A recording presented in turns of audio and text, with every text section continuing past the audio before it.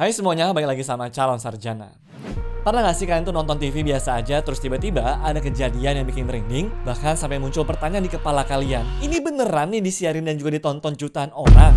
Iya, hari ini kita bakal bahas momen-momen mengerikan yang terekam live di TV dan juga bikin banyak orang speechless, panik, atau bahkan trauma. Dan supaya makin seru, kita bakal urutin dari level 1 yang biasa-biasa aja sampai level 5 nih teman-teman, yang gak semua orang kuat buat nontonnya. Penasaran? Hai, gue Andre, langsung kita lanjut.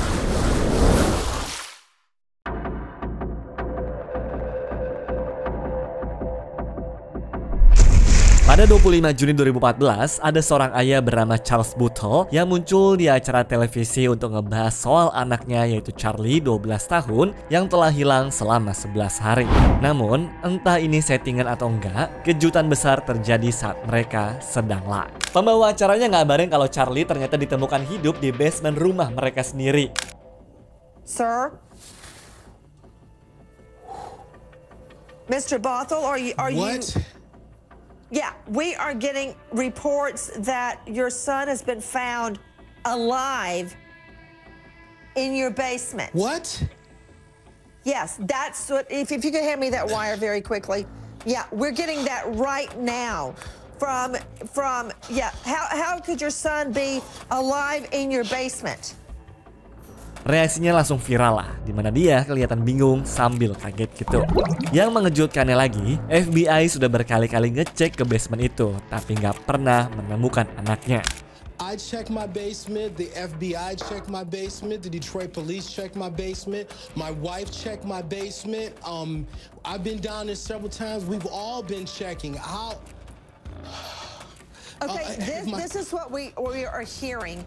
That the missing 12-year-old boy has been found alive and well in his father's basement. Now, this is what I don't understand why you guys would have reported he's missing, and all our viewers have been on the lookout for him.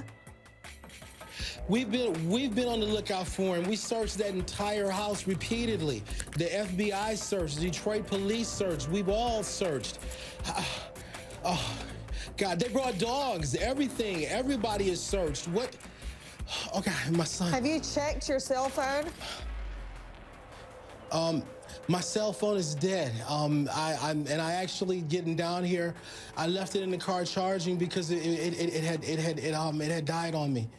Dan ternyata setelah diselidiki barulah terungkap kalau Charlie sering dipukul dan juga disiksa, serta bahkan sering dipaksa latihan fisik setiap hari. Nah, karena semua temuan ini, ayah dan ibu tirinya akhirnya berujung ditangkap dan dihukum atas kasus kekerasan anak.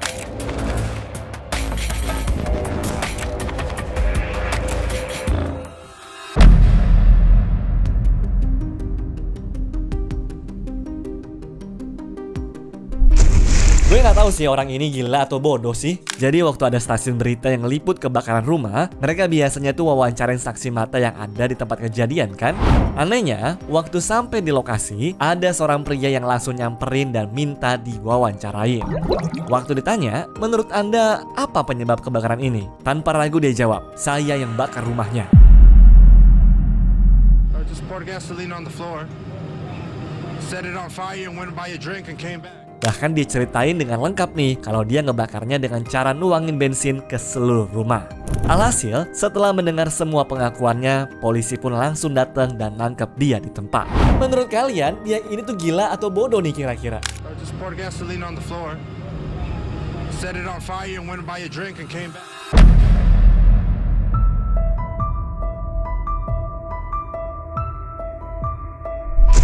Pada 28 September 2012, sebuah helikopter Fox News lagi siaran langsung ngikutin aksi kejar-kejaran polisi dengan mobil curian di Arizona, Amerika. Di balik kemudi ada Jordan Romero, seorang mantan narapidana yang baru saja ngerampas mobil orang di parkiran restoran. Selama dikejar, dia sempat nembakin mobil polisi dan bikin petugas mundur serta nunggu bantuan.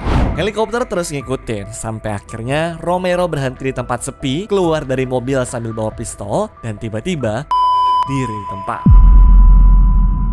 Tragisnya, semua itu tayang langsung di televisi tanpa sensor. Hostnya pun panik dan juga langsung teriak-teriak buat nyuruh matiin tayangannya. Tapi, semua sudah terlambat. Ribuan orang termasuk anak-anak sudah nonton semuanya. Akibatnya, Fox News dapat banyak kecaman karena dianggap ceroboh dan gak cepat motong siaran. Istri Romero juga bahkan sempat gugat Fox karena anak-anaknya trauma setelah sadar bahwa yang mereka tonton di video adalah ayah kandung mereka sendiri. Namun sayangnya, gugatan itu ditolak karena dianggap bagian dari berita publik ya. Dan sampai sekarang, insiden ini masih dikenang sebagai salah satu momen paling mengerikan yang pernah tayang live di televisi.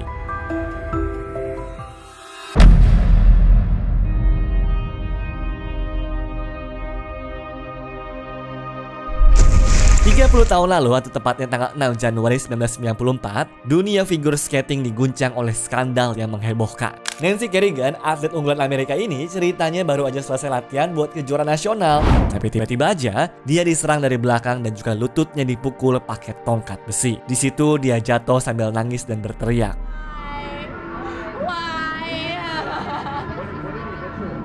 Dan akhirnya harus mundur dari kejuaraan nasional, padahal sebelumnya dia dijagokan masuk Olimpiade. Awalnya dimikirnya mungkin ini cuma serangan acak, tapi ternyata ini semua sudah direncanakan. Pelakunya adalah Shane Stan yang disewa oleh mantan suami rivalnya Tonya Harding supaya Nancy ini gak bisa ikut Olimpiade. Intinya apa? Supaya Tonya lah yang menang dan juga masuk Olimpiade. Nah, setelah FBI turun tangan, akhirnya Tonya dinyatakan bersalah tuh, dimana dia dihukum 3 tahun masa percobaan, denda 334 juta rupiah, dan larangan seumur hidup di dunia ice skating. Sementara Nancy, walaupun lututnya itu sempat cedera parah, dia berhasil bangkit dan ikut Olimpiade serta bahkan meraih medali perak. Ingat ya teman-teman, ambisi buta tuh bisa hancurin segalanya loh. Jangan sembarangan ya kalau hidup.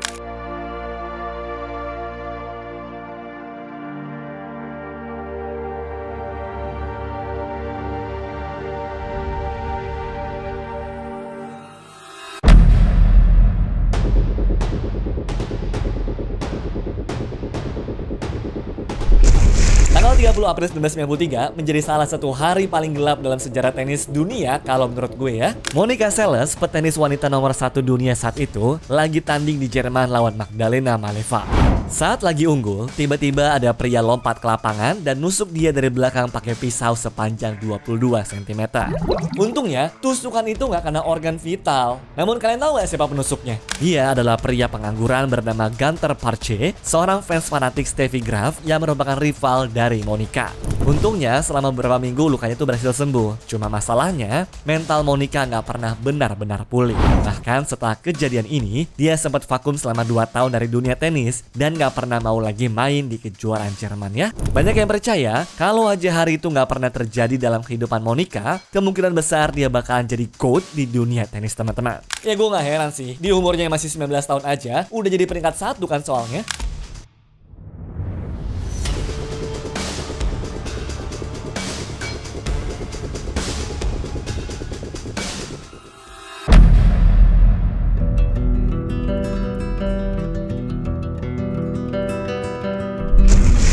(28 Januari 1986 seharusnya menjadi hari bersejarah buat NASA karena mereka siap buat mencetak sejarah dengan peluncuran pesawat Challenger. Sayangnya semuanya berjalan tidak sesuai rencana. Setelah 73 detik lepas landas,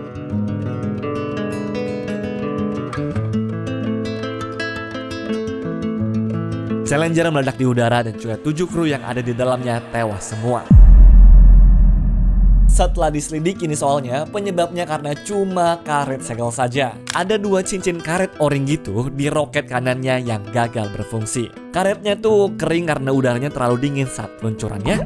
Yang lebih menyedihkannya lagi, kabin tempat krunya itu sebenarnya masih utuh setelah ledakan. Cuma mereka jatuh dari ketinggian 19 km dan menghantam laut dengan kecepatan lebih dari 300 km per jam.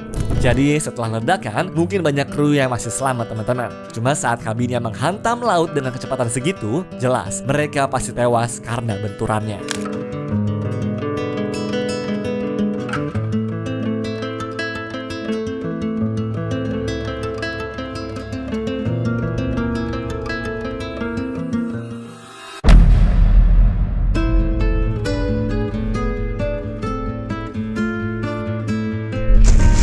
Waktu America Got Talent tahun 2016, ada aksi gila dari pasangan Ryan Stoke dan juga tunangannya, yaitu Amber Lynn. Supaya bisa lolos ke babak selanjutnya, mereka siap melakukan aksi paling berbahaya, yaitu Flaming Row. Semua berjalan oke di awalnya, teman-teman.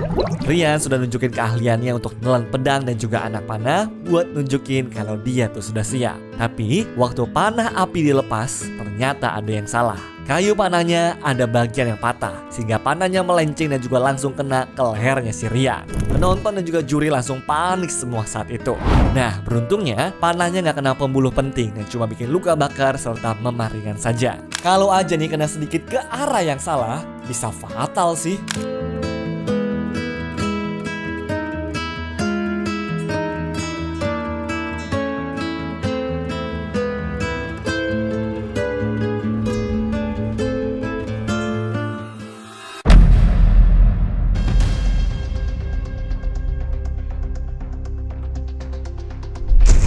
Berikutnya datang dari acara anak-anak paling populer di Brazil, yaitu Sousa Park. Pada 11 Januari 2001, saat hostnya lagi nyanyi penutup bareng sama para penari, tiba-tiba ada percikan api kecil dari properti pesawat luar angkasa di panggungnya. Mereka nggak sadar awalnya, dan sayangnya, dalam hitungan menit saja, api menyebar dengan sangat cepat ke seluruh setnya.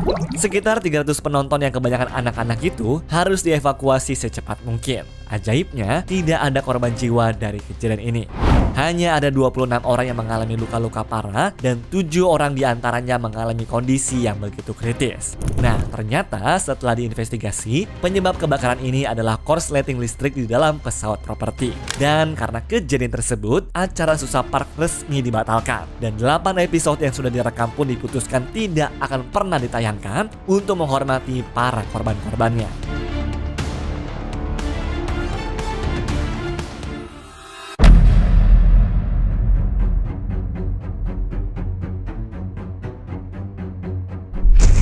Bill Conrad adalah seorang jaksa senior di Texas yang mendadak menjadi pusat perhatian nasional nih teman-teman. Tapi bukan karena prestasinya di pengadilan ya, melainkan karena aksinya di acara To Catch a Predator. Jadi intinya di acara ini tuh, mereka bakalan jebak pria-pria yang diduga sebagai predator seksual ya. Nanti kalau sudah masuk ke jebakan, mereka bakal langsung digerebek.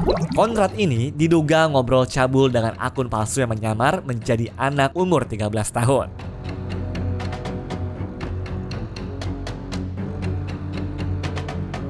Tapi bedain dari kasus yang lain, Conrad nggak pernah datang ke lokasi jebakan, sehingga polisi harus jemput langsung ke rumahnya. Makanya, tim produksi NBC, polisi lokal, dan juga bahkan unit SWAT langsung pergi ke rumahnya Conrad sambil bawa surat penggeledahan. Dan saat polisi masuk, Conrad cuma bilang begini, "Aku nggak mau sakitin siapa-siapa," dan langsung menembak dirinya sendiri. Dia sempat dibawa ke rumah sakit, tapi tetap berujung meninggal 1 jam kemudian. Alhasil, setelah kejadian ini banyak yang ngerasa kalau prosedur acaranya berlebihan sampai harus memakan korban seperti ini.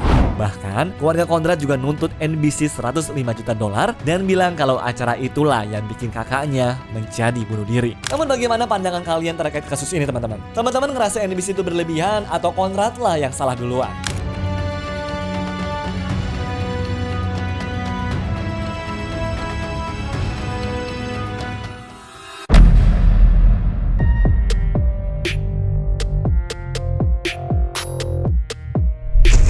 Sean Timothy Nelson adalah seorang veteran militer berusia 35 tahun. Hidupnya bener-bener hancur banget. Ya bayangin deh, istrinya meninggal karena kanker, dia kehilangan pekerjaan, rumahnya terancam disita, dan kecanduan narkoba juga. Semua itu bikin dia meledak dan membuatnya mengambil keputusan ekstrim. Pada 17 Mei 1995, atau tepatnya jam setengah 7 malam, Sean masuk ke markas militer di California dan langsung nyolong tank beneran. Dia bawa tanknya ke jalan dan juga ngancurin semua yang dia lewatin.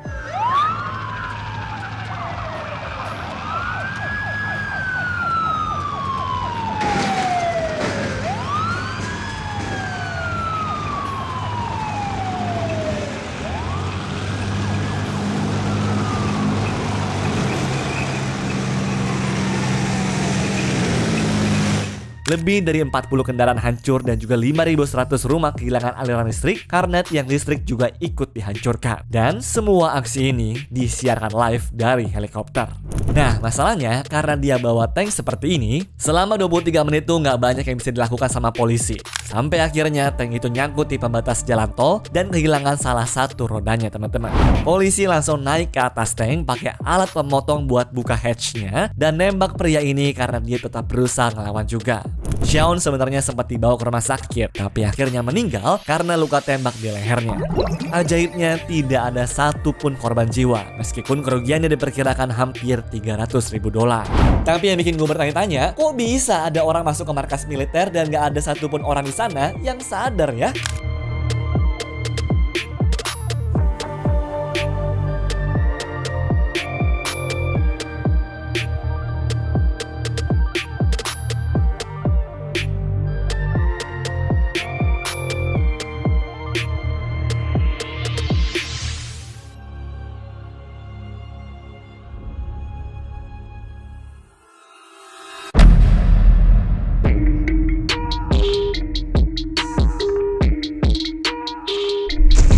Toko elektronik Good Guys di Sacramento pernah berubah jadi lokasi penyanderaan paling brutal dalam sejarah Amerika. Jadi tiba-tiba aja ada 4 pria bersenjata menyerbu masuk dan menahan 39 orang termasuk wanita dan juga anak-anak. Tapi anehnya, mereka tuh nggak nyari duit ataupun barang elektronik. Yang mereka cari cuma pengakuan dan juga pelampiasan rasa frustasi selama hidup di Amerika. Selama 8,5 jam, dunia dibuat menyaksikan ketegangan ini lewat siaran televisi. Bahkan kita juga bisa melihat tuh proses negosiasi antara polisi dan juga pelaku, mulai dari minta helikopter, senjata, dan rompi anti peluru. Sebagian sandera berhasil dilepaskan, tapi banyak dari mereka yang diikat dan dijadikan sebagai tameng manusia. Sampai akhirnya keadaan memburuk di jam 10 malam. Ketika salah satu dari mereka mulai mengeksekusi sandera yang diikat, tim SWAT pun langsung menyerbu. Dari kejadian ini, 3 sandera dan juga 3 pelaku berujung tewas. Sedangkan 1 tersangkanya lagi berhasil ditangkap dan dihukum 49 kali penjara seumur hidupnya.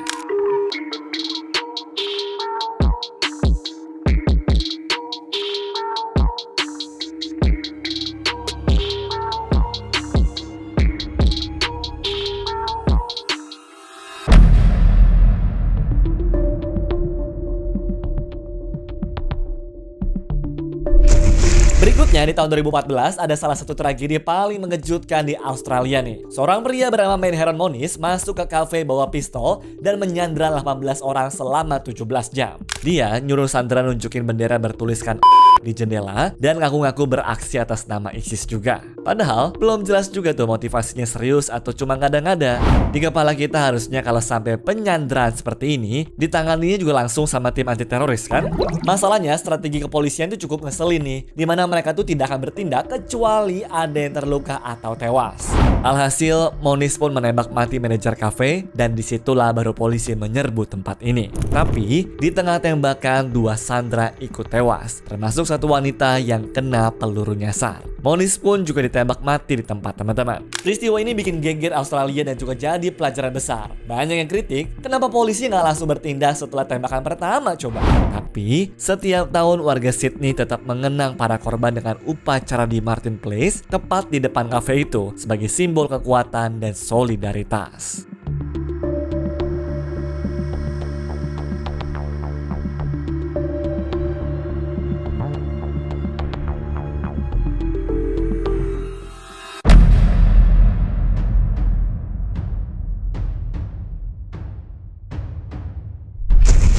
Apa jadinya kalau panggung Olimpiade berubah menjadi arena teror paling mematikan di dunia? Itulah yang terjadi 5 September 1972 ketika Olimpiade musim panas berlangsung di Jerman Barat. Jadi, jam 4:30 pagi, 8 pria bersenjata dari kelompok militan Palestina bernama Black September masuk ke tempat menginap para atlet dan menyandra tim Israel. 2 pelatih Israel coba melawan tuh, tapi salah satunya langsung ditembak mati. Mereka menahan 9 atlet Israel dan juga menuntut pembebasan 200 tahanan Palestina plus 2 anggota kelompok kiri Jerman. Selain itu, para teroris ini juga minta helikopter buat ke Mesir. Nah, di sini nih keadaan makin kacau. Awalnya, pemerintah Jerman pengen ngejebak para teroris dengan pura-pura setuju. Tapi sayangnya, rencana itu gagal total. Tim penembak jitu Jerman kurang terlatih. Lalu komunikasinya kacau dan malah bikin situasinya tambah tambah parah. Akhirnya seluruh sandera tewas, begitu juga dengan satu polisi Jerman. Dari pihak teroris, 5 orang tewas dan 3 ditangkap hidup-hidup. Peristiwa ini berlangsung selama hampir 20 jam serta ditonton seluruh dunia secara live juga.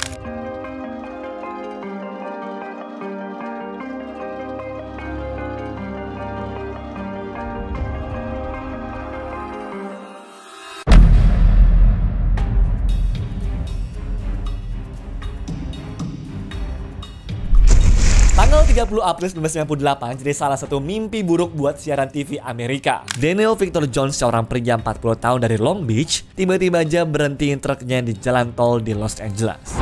Saat itu, dia bawa senapan sambil ngibarin spanduk bertuliskan seperti ini. Jadi ternyata, Jones baru saja didiagnosa HIV dan juga kanker. Dan dia ngerasa diperlakukan gak adil sama sistem asuransi kesehatan. Makanya dia berencana tuh bikin protes ekstrim supaya dilihat sama semua orang. Nah, biar makin menarik perhatian, dia juga membakar truknya sendiri. Dan saat semua berita meliput, dia langsung menembakkan senapan ke dagunya. Live tanpa disensor. Tragedi ini langsung bikin masyarakat marah soalnya banyak anak-anak yang gak sengaja menyaksikannya karena acara kartun yang berubah menjadi breaking news. Alhasil ada 7 stasiun TV besar ditegur karena tidak mensensor kejadian itu tepat waktu.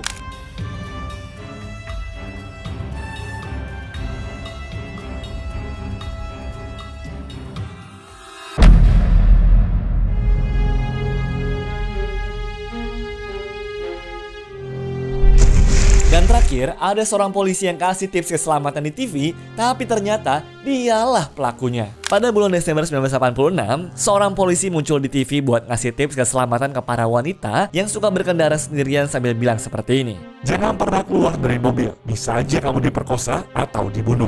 Nah, setelah tayangan itu, lebih dari 20 perempuan langsung melapor kalau mereka pernah mengalami perlakuan aneh dari polisi ini di lokasi yang sama.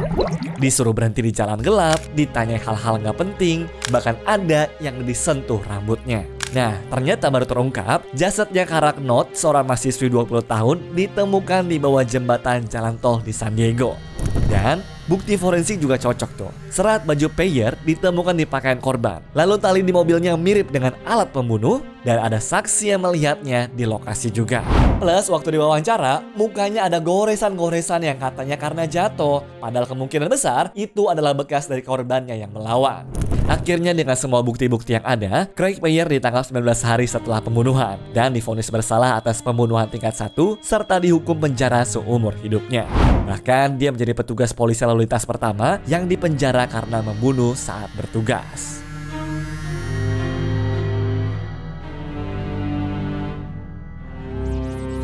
Anyways, cukup sampai di sini ya guys video hari ini. Sampai jumpa di video selanjutnya. Dah.